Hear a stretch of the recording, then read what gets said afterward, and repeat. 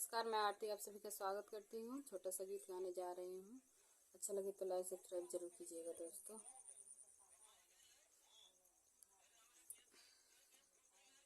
हमारे जैसन यार नाई पैबा हो बलमुआ, हमारे जैसन यार नाई पैबा हो बलमुआ।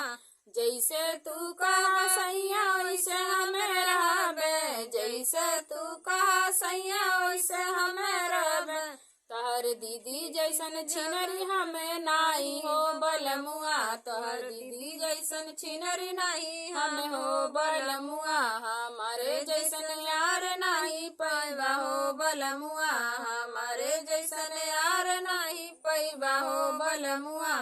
जैसे तू कहा सैया वैसे हमें करबे, जैसे तू कहा सैया वैसे हमें करबे।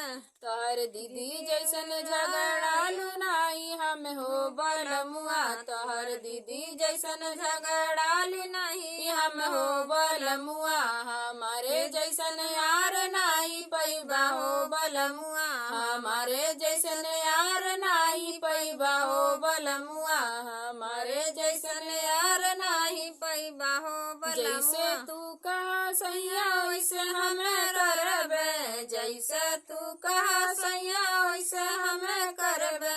तब काहे तू झगड़ा मचावा हो बलमुआ, तब काहे तू झगड़ा मचावा हो बलमुआ। हमारे जैसन यार नाही पैबा हो बलमुआ, हमारे जैसन यार नाही पैबा हो बलमुआ, हमारे जैसन यार नाही पैबा हो बलमुआ।